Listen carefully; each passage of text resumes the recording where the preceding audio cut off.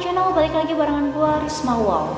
Dan pada video kali ini gue bakalan membahas tentang hantu Sumiati. Hantu Sumiati ini berasal dari kota Makassar. Dan pada era 90 tahunan ini sempat viral banget dan juga menggegerkan warga Makassar. Nah, buat teman-teman yang mau tahu gimana sih cerita dari sosok Sumiati, jangan lupa untuk subscribe, like, komen, dan juga share ke media sosial kalian. Dan buat teman-teman semua, Risma ingetin, buat yang lagi nonton, jangan nonton sendirian ya. Mau tahu kisahnya? Begini ceritanya.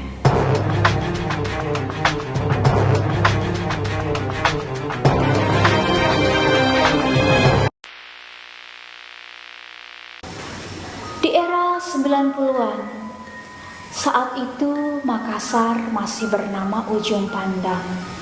Hiduplah seorang gadis cantik bernama Sumiati.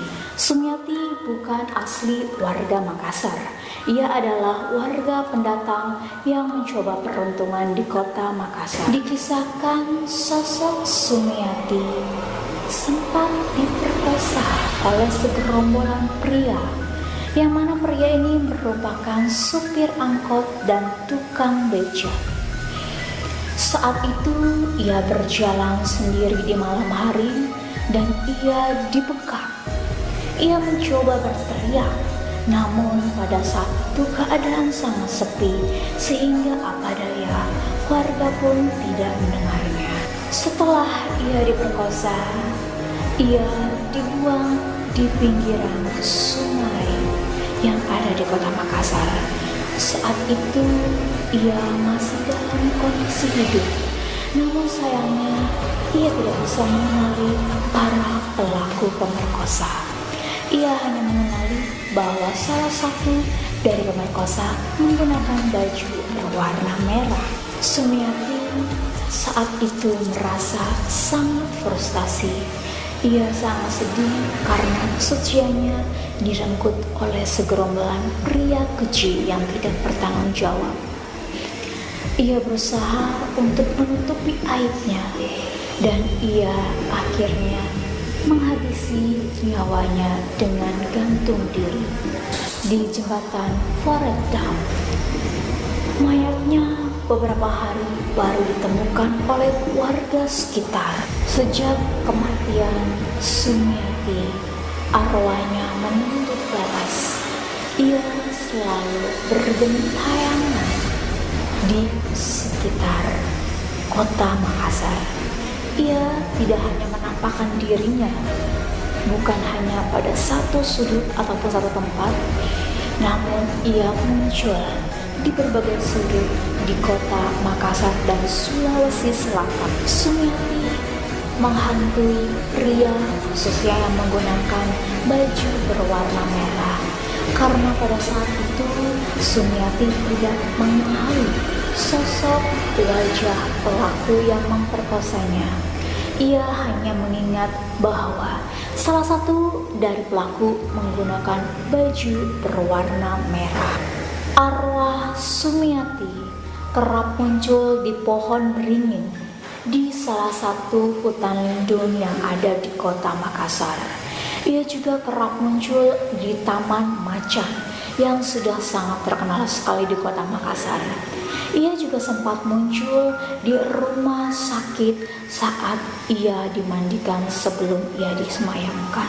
Sosok Sumiati saat ditemui warga, ia seringkali menggunakan baju berwarna putih dan merah. Menurut cerita dari masyarakat, apabila ia muncul dengan baju berwarna putih, masih sangat merasa aman dan ia hanya ingin mengetahui keberadaannya. Sedangkan pada saat ia muncul dengan menggunakan baju berwarna merah, itu menandakan bahwa Sumiati sedang menuntut balas dan ia penuh dengan rasa dendam. Pria ataupun warga yang bertemu dengan hantu Sumiati yang menggunakan baju berwarna merah harap waspada. Ia bisa saja terkena musibah ataupun bencana besar ataupun tertimpa sakit. Nah, Jadi buat teman-teman semua di sini, jadi si hantu Sumiati ini dia kerap muncul berbeda-beda di bajunya. Gue nggak tahu nih si Sumiati punya berapa baju ya. Kadang kalau misalnya dia muncul baju warna putih dia masih aman guys, dia cuman kayak tahu ini lo gue ada di sini. Tapi pada saat dia muncul bajunya berwarna merah, itu dia lagi penuh dendam banget, dan itu dia saatnya pembalasan mungkin menurut dia ya guys ya.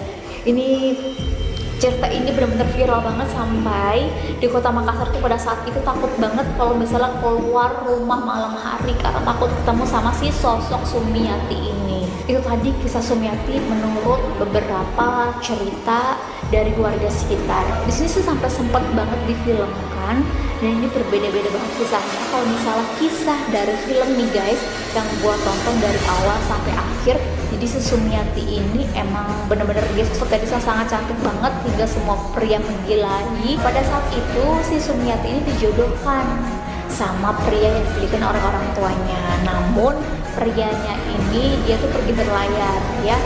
3 hari dia menikah, dia langsung ditinggal berlayar dan dia tuh belum disentuh sama sekali oleh suaminya karena pada saat itu dia lagi datang bulan. Setiap hari dia menunggu kedatangan suaminya di dermaga di Pantai Losari. Hingga pada suatu ketika saat ia berjalan, ia langsung disekap oleh segerombolan pria, di mana pria itu sih nggak disebutkan kalau itu tukang beca ataupun supir angkot. Dia disekapnya itu menggunakan kain berwarna merah.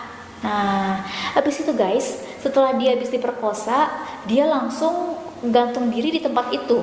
Jadi kalau misalnya kita versi legendanya nih ataupun versi masyarakatnya, dia udah frustasi dulu, dia udah pulang ke rumah dan lain-lain, baru dia lakukan gantung diri. Cuman kalau misalnya versi filmnya nih guys, pada saat ia diperkosa hari itu juga dia langsung gantung diri menggunakan kain merah sebagai penutup pada saat ia dibekap.